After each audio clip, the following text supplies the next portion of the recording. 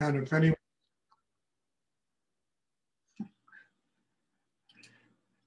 uh, if anyone has a question. I have a question, Stuart. Yes, Laura. Do you have any thoughts about angels and demons? You know, look, they exist. Angels, demons, gods, demigods, there's a whole cosmos full of those kinds of energies. And when people are unconscious in their life, you know, they talk about the devil and this and that and dark negative energies. But when people live without a developed system inside, without a connection to spirit, those dark energies that exist in the world, they take over their being and they begin to do the most outrageous things in life. And I really believe this, you know, it's that when one doesn't have the capacity to stay connected to God, spirit, we're used in a negative way by these negative energies that exist in the universe. And they bring all kinds of problems to the world, and problems that people have no control over because they don't have a system inside that is strong enough to transform that negativity into a spiritual life. So yes, I believe in angels and gods and, you know, demons. And the world is fun. I've had them come to me. I've had to deal with these things almost all my life. And there was one particular period where it got very serious. And I had to learn so much in how to transform that energy into energy of kindness, energy of love, energy of sweetness. It was my responsibility. If I didn't do it, God knows what would have happened in my life. But through what I learned from my teachers and through years of inner work, I learned how to do that. And those energies, when you learn that, they can't use you in a negative way. So this is this is a subject that I don't really talk about a lot, and I'm not really interested in it. I'm interested in people building the kind of inner life that can transform both the positive and negative into a connection with God, because that's more important than wondering whether there are demons in the world and angels and, you know, and all that kind of stuff. If we are connected to spirit, you know, both of those energies become just another aspect of our inner growth. And I think that's an incredible way to live, because then we're not afflicted by all that negativity. I mean, you know, neurosis, anxiety, fear, tension, it's all the product of not having a system that's highly developed. And then it's used in most cases in a very negative way in life. And these higher energies, these almost intangible cosmic energies, afflict us.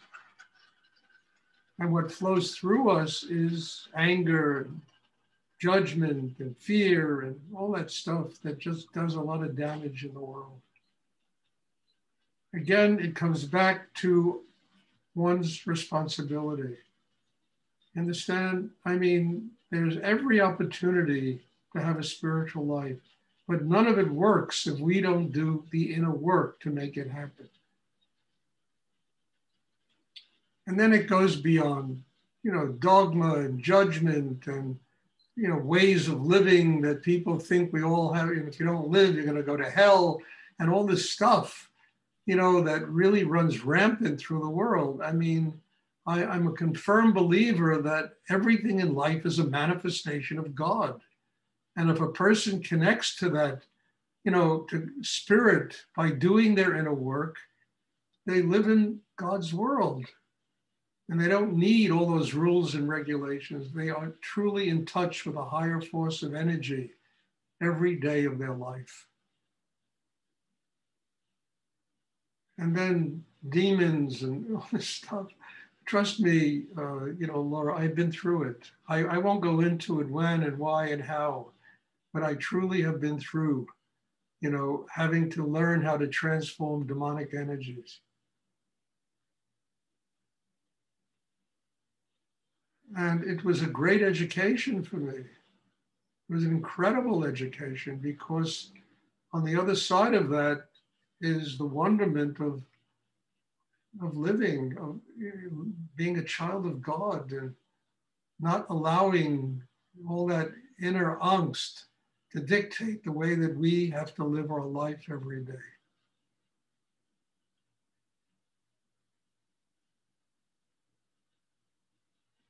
And when we have that kind of weakness, those energies come and they use us in many cases in very negative ways. I mean, just look at what goes on in politics and wars that people fight and anger and religion, religious stuff. My religion is better than your religion. I mean, it's all a product of people not having, developed an inner life that's strong enough to stay connected to spirit. So all of that energy flows through the mind, and then it becomes energy of polarity, duality, conflict, and that is very dangerous stuff. And it's only dangerous because people haven't developed an inner life that's strong enough to transform all that stuff into a connection with God, with spirit, with love, with joy, with happiness. And it doesn't matter if one is right or wrong. What good is it to be right all the time if all it does is damage to other people? It's nonsense. You can be so right that nobody can even be around you because you can't even talk to a person like that. And that's also that negative energy flowing through, and it does damage in the world.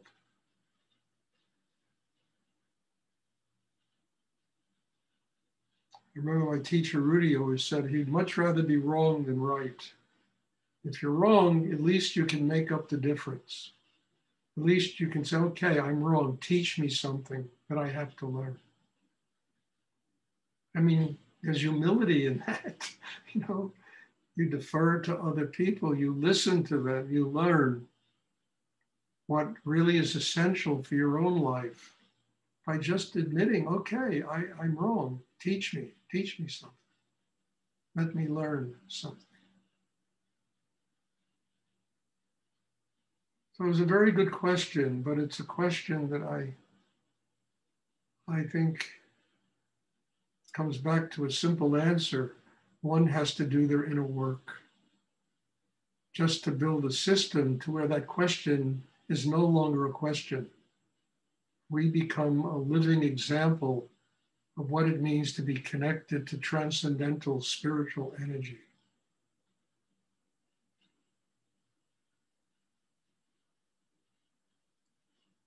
Does anyone? Thank you. I have another question. Yes. Can you talk about going deeper? Yes, I talk about that all the time. I mean, you go as deep as you need to go. If your need is to be with God, to have a spiritual life, to go to a place in yourself, where you can surrender all of those blocks and tension. If your need is that deep, understand that's how you go deep. It depends upon your need. If your need is to overcome little economic problems and marital problems and, all this other stuff that goes on the surface of life, that's where your need will take you. And those problems will get resolved. But when the need is to be with God, then that need really goes deep inside. Because what you're doing is trying to tap an energy that is infinite in the universe. It's an energy without limitation, an energy that can teach you every single day for the rest of your life what you need to do, to grow and truly be a child of God. That kind of need is essential if one is going to have a spiritual life. But, I can inspire you. I can talk about all these things. I can teach these really powerful classes. But the need is something you have to develop inside. That's something I can't give you. And that need, I'm telling you, it takes you right through your life and connects you with what's infinite in the universe. And what you learn and the education is completely remarkable of what you will learn in your life if you tap that need inside. That's something I can't give you. You have to find in yourself. And sometimes we have to get angry at ourselves and say, it's enough. You know, it's like somebody asked me the other day how I get past this frozen part of myself. We all live with frozen parts of ourselves. And sometimes we have to really, you know, grind through it, work through it, get to where, you know, we can feel this incredible need inside ourselves to, first of all, to become a happy person living in this world. To really experience the deepest elements of love and God and spirit, and allow that to take us even deeper into ourselves so that we can truly get, you know, the education that spirit offers us for the rest of our lives. And this is not stuff you're going to get out of a book. This is stuff that exists inside each and every human being, where each and every human being is connected to energy that's infinite. So we need to learn to let go, to surrender, to not get complacent, not get satisfied with ourselves, not allow ourselves to just, you know, live in a world of, you know, kind of mediocrity and, you know, stagnation. Need takes us deeper. And need is a very important element that human beings have to tap if they want to have a spiritual life. I mean, my need was really, before I even met Rudy, I had this incredible, and then when I met him and I saw how deeply the need had to go for me to do what I truly wanted to do with my life, I mean, nothing interfered with it. And yeah, things tried and I had difficult situations in myself, but, you know, I had to work through them. And the need to get through them is what took me through them. Because this meditation will let you tap energy that is truly infinite in the universe. It'll take you as deep as you want to go with it. It'll get you as close to God as you really want to get, as you truly need to get in yourself.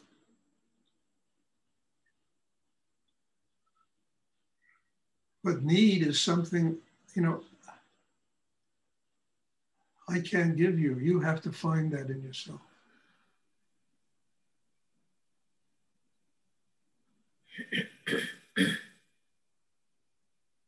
It resonates very much. Thank you. Excuse me?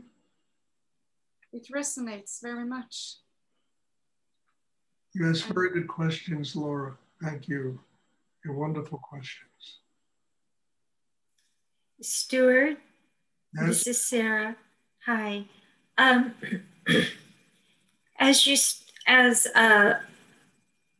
I start to explore that need more, it feels like I'm experiencing even greater resistance and tension and anger and block. Is that? Well, Sarah, welcome to the club. That's what happens. You know, look, there's so much resistance to change, to growth, to, you know, not, yeah, and when you tap that need, you begin to feel that part of yourself that wants to die, that doesn't want to change. And that's a very powerful thing in every single human being. But that is not unhealthy. It's telling you that you're really working at a deeper level and there's going to be more resistance. So, I mean, it's just natural. What you describe is natural. We live and are conditioned to live in such stagnant ways that when something comes along that says, you got to change, you got to go deeper, you got to ask deeper, there's so much resistance because the hardest thing for people to do is change. And most people live in a very stagnant world, As I said the other day, it's like in Shakespeare, Macbeth, tomorrow and tomorrow and tomorrow creeps in this petty pace from day to day to the last syllable of recorded time. That's how people live. Until they start tapping spiritual energy. And tomorrow can truly change. And we don't have to wait to the last syllable of recorded time. We can change inside ourselves. We can learn how to live in today and today and today. And now and now and now. But there's resistance because we're so used to living in that tomorrow and tomorrow and tomorrow world.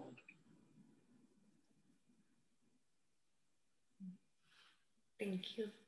But the resistance, I'm telling you, is not negative, it's healthy. If you don't feel that resistance, you're kind of in trouble. Because that means you're just satisfied.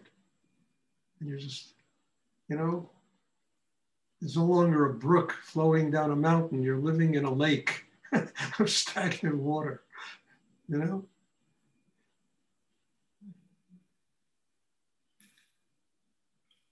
Thank you. You're welcome. Does anyone else have a question they would like to ask? I hope this is clear. I know this is very difficult stuff, and a lot of people don't want to ever hear this kind of stuff, but what to do? I was asked questions, and I can only answer them as truthfully as I can find an answer.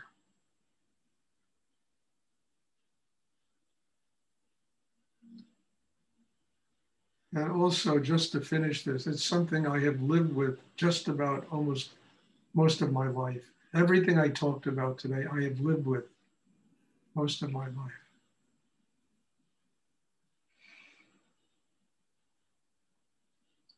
And it no longer intimidates me. I look forward to it. I love it.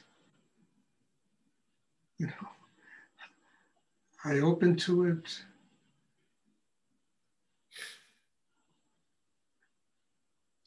Does anyone else have a question they would like to ask? And let me just say one other thing. This doesn't mean you give up your families, your jobs. It doesn't mean this. It means the changes are profound inside oneself. And then all of the wonderment of family and work, and it gets even richer because we see things more clearly. We're not intimidated by things.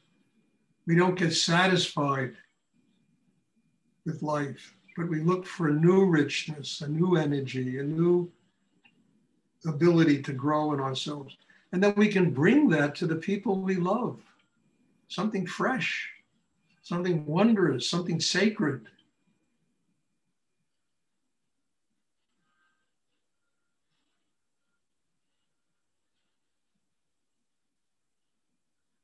Does anyone else have a question that they'd like to ask?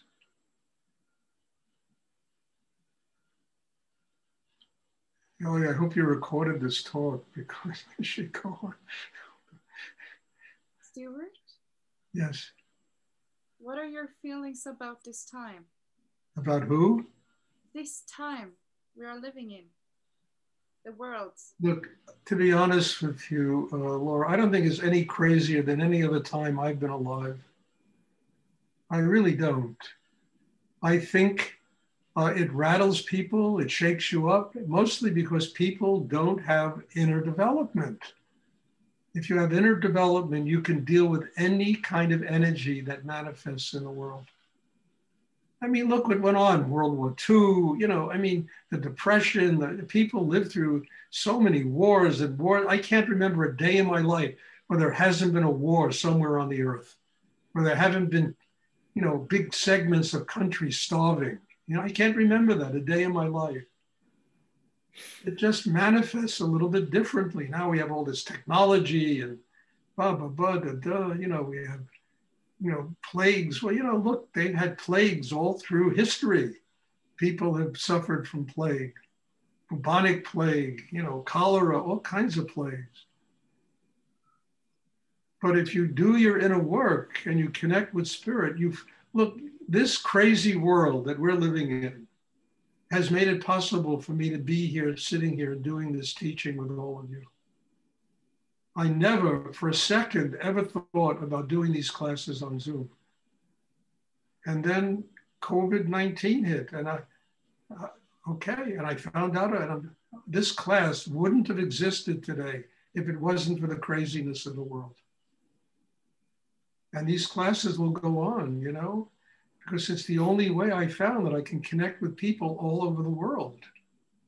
Those that want to come. Not everybody wants to come, but it's something almost miraculous that took place. It took place because of the crazy world we live in. So I've learned years ago, I have to make everything work for me.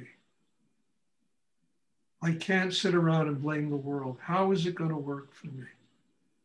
It's the same thing with my business, you know. I used to go to India, I went to China, I used to go to Nepal, you know, looking for, now I go to North Carolina, to Florida. I mean, it's great. And I'm finding, I mean, it's all the way the world changed that made it impossible to live the other way. So I have to find a way to continue to earn a living the way I know how to earn a living. And not sit around and, oh my God, it's COVID and and all this politics and these crazy people that are running countries. And who cares? It's not my problem. My problem is to get as deeply and profoundly in myself connected to God and share that love with people that want to learn about it. That's my problem. And then, yes. Can you talk a little about love? Huh? Can you talk a little about love? Can you talk about love? Yeah. You know, it's really a good thing. I mean, look, again, when you build an inner life, you're capable of opening the heart chakra. The heart center is the seat of love.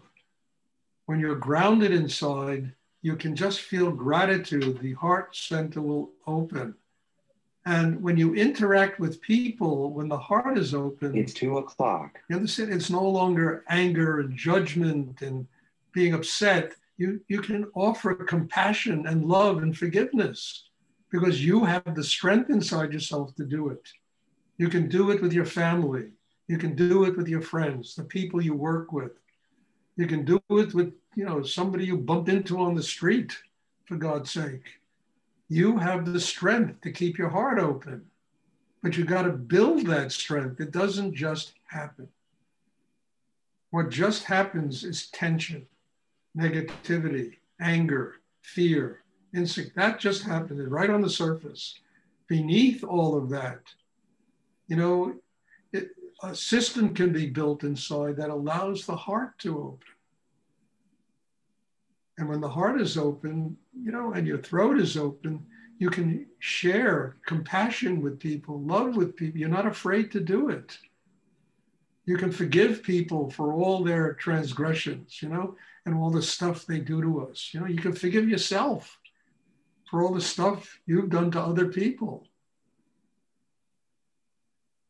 But one has to build an inner life that it makes it possible to do what I'm talking about, because it doesn't just happen, which is the key to what I teach here, because this is about getting training, learning how to develop a system inside that gives you the capacity to love unconditionally in this world. At the same time, gives you the capacity to be completely conscious about what is going on around you and how to deal with the things that go on around you. Again, it comes back to each and every one of us. It's not something we can blame the world for. Each and every one of us has a chakra system. We have all tools, we have breath, we have mind, we have everything. Now we have to get the training and learn how to do this thing that truly allows us to live here with open hearts. I mean, God is love. You understand? I've always said, happy people are enlightened people. Not people that walk around in long robes and read from, sacred texts. I mean, that's people that live with their hearts open, that there's love and compassion that comes through them. And they can not only do it when something wonderful happens, but they do it all the time. When it's good, the bad, the indifferent, whatever's going on, they have a way of truly sharing compassion and love with the people in their lives.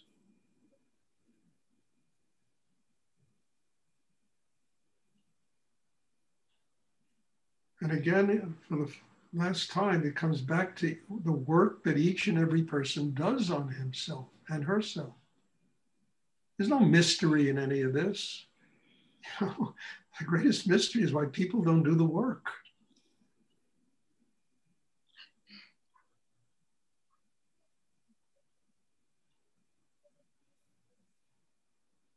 Thank you. You're welcome. Keep asking me questions like that. They're wonderful. Does anyone else have a question they would like to ask? I'll just to finish up I'll give you an example. I made an announcement about, I guess 2 months ago, that as of July 1st, if people would come to me, where I live, I would do in-person classes, and 2 people showed up. And one of them came here for a month, which was amazing to me. Rented an Airbnb and stayed she's still here. And the other one came for 2 weeks. So I went on vacation and I took, these 2 people came with me and we had it was like a retreat. It wasn't even a vacation.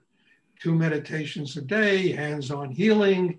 By the time this 2 weeks was over with, this week was over with, everybody was just glowing. I never saw anything like it. It was wonderful. You have to, I know people live in Israel, they live in Norway, they live, Brazil, they live far from here, not easy to do this. But God makes opportunities for every human being, and one can't ever take them for granted. One has to do what is essential in life to do in order to grow and take advantage of all the opportunities that are made available to them. I'm just using it as 2 people that really took advantage of something. And boy, I'm telling you, I never saw such profound transformation happen in the lives of anybody as what took place in that week that we did that place, that retreat thing, or went on vacation. So, take advantage, not only just coming to me, there are other things that come up in one's life.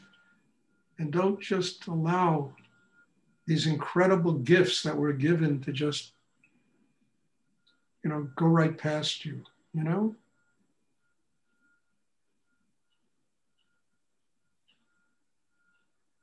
Can I share something with you? Can I share something with you, Stuart? Yeah. I was addicted to drugs. Please talk up, dear. I've been almost sober. I can't hear you. Speak up. I've been sober for almost 2 weeks. No drugs, no tobacco, no alcohol, nothing. My body rejects everything of that. Good. Congratulations, dear. Congratulations. Thank you. No, it's wonderful. It's wonderful. And just keep working on yourself. You'll never have a problem with those things again. I mean it. I know. Yeah. Bless you and thank God for that. And I really just keep working on yourself. I promise you that will go away. You'll never have that problem again.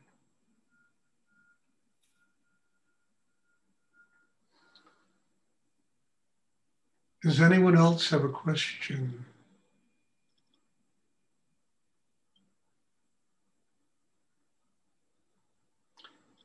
I know when the first day I met Rudy, the first thing he said to me, "This is for you, Lord, no more drugs." That's what he told me. No more drugs. I never touched a drug again, ever. And I just was waiting for somebody to tell me that, who had some wisdom, you know? And I was so grateful. I never touched anything, LSD, marijuana, all that stuff I used to do when I was a kid. And then it took about a couple of years to just clean all that poison out of my system. So have patience with yourself, you know, because you have to clean all of that stuff out of your system as well. But it'll go, I promise you. It went for me, it'll go for you. Does anyone else have a question they would like to ask? Okay, if there are no more questions, then Stuart, yes. I wonder just when I came here, there's so much love, and I felt that it was nice, but I couldn't sleep a couple of days now, more than 2 or 3 hours. And today I couldn't breathe. It was so warm and everything. Like now I have, it hurts deeply. It's okay. I know it's good. But some way, like I feel now, it's not good to have such good times to feel much love, because I couldn't go inside of me. I couldn't feel I was very tired before I had so much to do before I came here. And like my question is telling you that you have to grow in yourself. That's all. You have to get stronger, and you're getting stronger, because probably before you started doing this meditation, you would have been just swallowed up by all this stuff and eaten up by it. And you're getting stronger. Have time. And if it's that difficult to be where you are, then cut your vacation short and go back to Norway, you know? It's nice in one way. And it's in Islam, they say you don't have to do so funny things because you are going out of real life. Play with your cat. Please don't just sit up and do the meditation, please. Okay? Yes. My camera is long way. Like if you have, I will try to explain.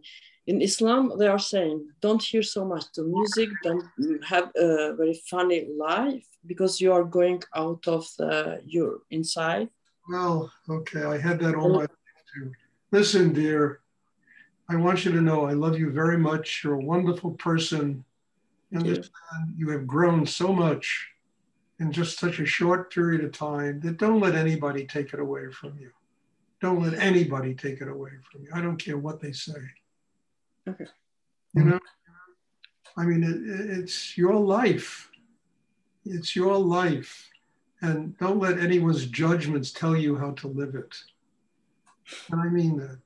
Take advantage of what God gives you and use it. And it doesn't mean you can't be a Muslim, you know. I mean, I have no problems with, there's no conflict, for God's sake, between what I do and any religion in the world, you know.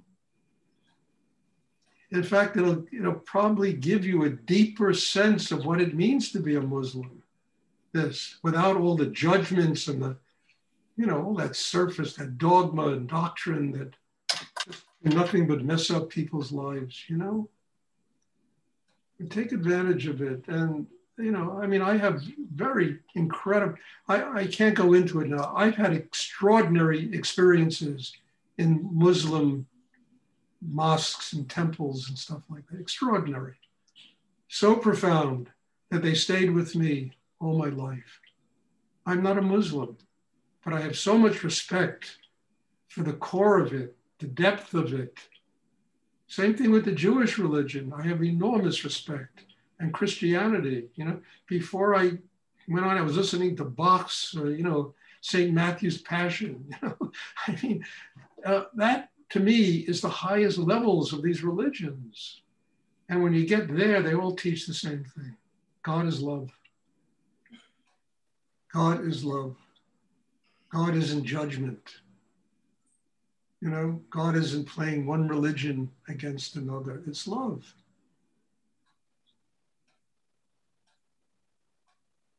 So please, dear, you have a big place in my heart. I have seen you grow so much in the last 3 or 4 months, and I'm just thrilled, you know?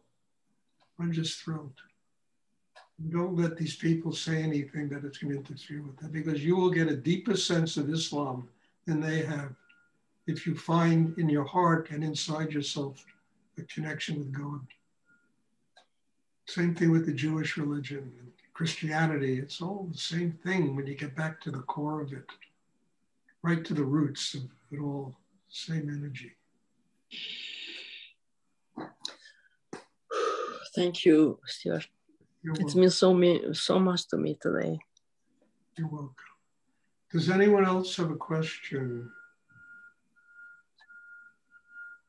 Okay, there'll be a class on Sunday. I'm hoping to see you all, and God bless you all. And once again, thank you, because this Zoom thing is a complete miracle. And I am just so grateful that we could sit here and do this. And God bless you all. Thank you. Thank you. Class on Sunday. Thank you. Thank you. Bless you.